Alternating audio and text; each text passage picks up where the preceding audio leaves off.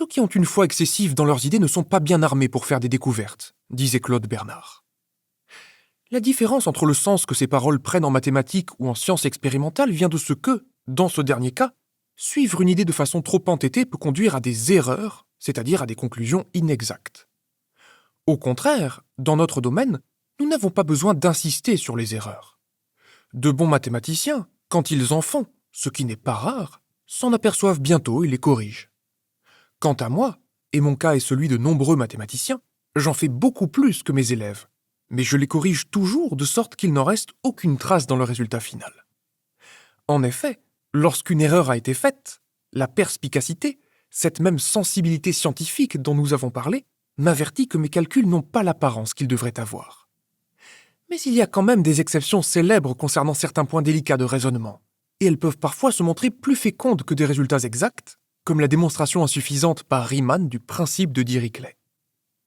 Mais dans les deux domaines, mathématiques et expérimental, le fait de ne pas suffisamment penser à côté est une cause des plus ordinaires d'échecs, c'est-à-dire ne pas trouver une solution qui peut apparaître à des penseurs mieux inspirés, échec qui, pour le psychologue, est au moins aussi intéressant que la découverte. Ceci explique souvent en particulier les échecs que l'on peut appeler paradoxaux, à savoir le fait qu'un chercheur ne perçoit pas une conséquence immédiate importante de ses propres conclusions. Naturellement, nous devons insister sur le fait que nous parlons de conséquences immédiates. Quand celui qui a découvert un certain fait apprend qu'un autre lui a trouvé une conséquence importante demandant un certain effort, il ne considérera pas cela comme un échec mais comme un succès. Il a le droit de proclamer qu'il a sa part dans la nouvelle découverte. Des échecs paradoxaux ont été rapportés par Claparède dans le colloque dont nous avons parlé et, à mon avis, ils doivent être expliqués comme nous venons de le dire. Le cas le plus frappant qu'il cite concerne l'invention de l'ophtalmoscope. Le physiologiste Bruck avait étudié le moyen d'illuminer la partie arrière de l'œil et avait réussi à le faire. Mais ce fut Helmholtz qui, préparant une conférence sur le résultat de Bruck, conçut l'idée que des images optiques pouvaient être engendrées par les rayons ainsi réfléchis sur la rétine. Idée presque évidente qu'il semblerait que Bruck ne pouvait pas ne pas avoir vue. Dans ce cas, me semble-t-il, il est évident que l'esprit de Bruck était trop étroitement centré sur son problème. Chaque scientifique peut probablement citer dans son propre cas des échecs similaires. Quant à moi, je me suis trouvé plusieurs fois ne pas voir des résultats qui auraient dû m'aveugler car ils étaient des conséquences immédiates de résultats que j'avais obtenus. La plupart de ces défaillances provenaient de la cause que nous venons de mentionner, à savoir une attention trop concentrée. Le premier cas dont je me souvienne dans ma vie concernait une formule que j'avais obtenue au commencement même de mon travail de recherche. Je décidai de ne pas la publier et d'attendre de pouvoir en déduire des conséquences importantes.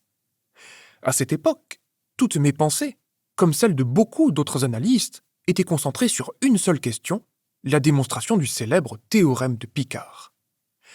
Or, cette formule donnait très évidemment des résultats que j'ai découverts 4 ans plus tard par une voie beaucoup plus compliquée, et je ne m'en rendis compte que des années après quand Jensen publia cette formule et nota, comme une conséquence immédiate, les résultats que, heureusement pour mon amour-propre, j'avais obtenus dans l'intervalle.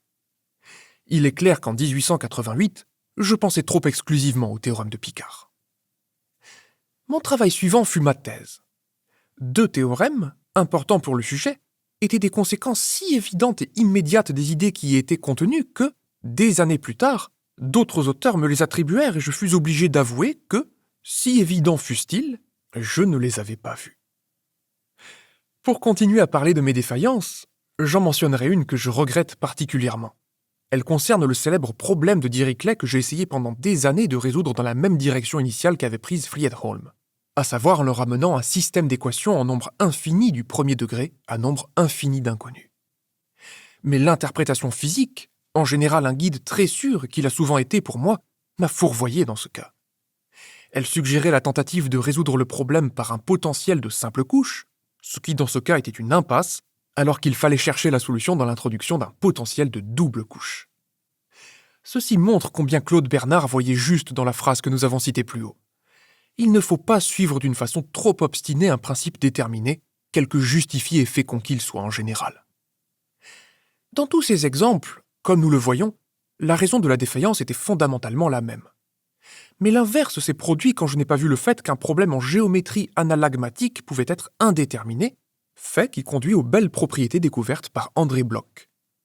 Cette fois-ci, ce n'était pas pour avoir suivi trop strictement ma direction initiale, laquelle m'aurait précisément conduit à discuter plus à fond le problème que j'avais résolu et par conséquent à noter la possibilité d'indétermination. Ce cas est exactement l'inverse des précédents. Je fus insuffisamment fidèle à mon idée principale. Je dois arrêter l'énumération de ces échecs sur un cas que je ne peux guère expliquer. Ayant trouvé, pour construire les conditions de possibilité d'un problème d'équation aux dérivées partielles, une méthode qui donnait le résultat d'une manière très compliquée et imbriquée, comment n'ai-je pas vu dans mes propres calculs une caractéristique qui éclairait tout le problème et ai-je laissé cette découverte à des successeurs plus heureux et mieux inspirés? C'est ce que j'ai de la peine à concevoir. Il est probable que beaucoup de chercheurs, sinon tous, peuvent se rappeler des épreuves similaires. Il est réconfortant de penser que la même chose peut arriver aux plus grands. Dans son art de persuader, Pascal a posé un principe qui est fondamental pour la méthode, non seulement en mathématiques, mais aussi pour tout sujet déductif ou toute question de raisonnement, à savoir, il faut substituer la définition au défini. D'autre part, plus loin, il remarque le fait évident que, de même qu'il n'est pas possible de tout démontrer, il est également impossible de tout définir, et cela pour la même raison. Il existe des idées primitives qu'il est impossible de définir. S'il avait seulement pensé à juxtaposer ces deux déclarations, il se serait trouvé dans une contradiction fondamentale et par conséquent devant le grand problème de logique qui mène à la nécessité des définitions axiomatiques, ce qui donne sa vraie signification au célèbre postulat d'Euclide, produisant ainsi une profonde révolution dans toute la logique, révolution que Pascal aurait pu introduire ainsi 3 siècles avant qu'elle ait effectivement lieu. Mais il n'a pas rapproché ces deux idées. Nous ne saurons probablement jamais si c'était parce que ses pensées étaient trop intensément dirigées vers des conséquences théologiques, comme me l'a suggéré un ami.